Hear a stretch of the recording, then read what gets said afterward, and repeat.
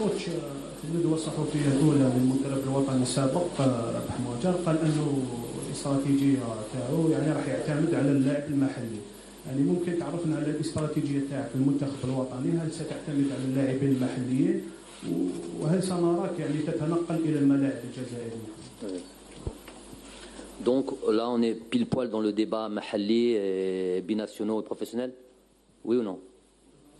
Oui? C'est ça la question. D'accord. Prévisible, hein? Ça fait 15 ans que je l'attendais cette question. Donc, ok, je vais vous répondre, ça va être un petit peu long. Donc pour moi, ce débat des binationaux, le mahalli, les professionnels, on dirait qu'en Algérie on n'est pas professionnel, alors que j'ai pas entendu qu'il y avait un joueur qui jouait à l'USMA et qui était boulanger durant la journée. J'ai pas entendu ça. On a gars à Galouné, ça prend 25 000 euros, 30 000 euros, ils sont tous professionnels, ils ont tous des grosses voitures et tout ça. Donc ce débat de mahalli truc, il nous pose un grand problème, un vrai grand problème.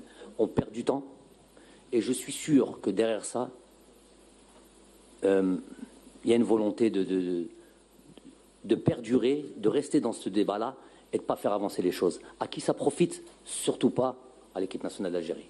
Surtout pas. Alors, aujourd'hui, non. Aujourd'hui, je vais parler une fois de ça et je ne vais plus jamais reparler de ça.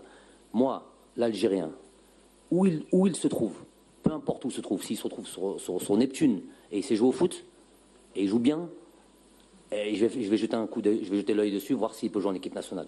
Donc s'il joue, peu importe où il se trouve, il est sélectionnable, il vient en sélection, s'il est bon.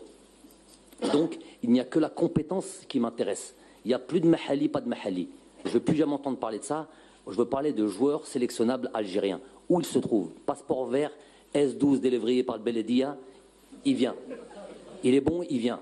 Il faut arrêter avec ce débat-là. Je ne sais pas pourquoi vous êtes encore là et pourquoi on perd tout ce temps-là. Ça existait quand j'y étais, moi. Mahalli, pas mahalli. Un jour je suis arrivé en sélection, je ne sais plus quel match, je crois, Sénégal ou quoi. J'étais peut-être le seul qu'on avait ramené de France. Il y avait 15 internationaux potentiels qui attendaient de ce match de qualification de Coupe du Monde. Je me suis retrouvé tout seul. Je comprends même pas. Je comprends pas. On a perdu beaucoup de temps pour ça. On a perdu beaucoup de temps et moi, ça n'existera plus, ça. C'est celui qui est fort, celui qui est bon, celui qui mérite de jouer, il joue, tout simplement. Il n'y a plus de mahalli. Dernière question, Tarek.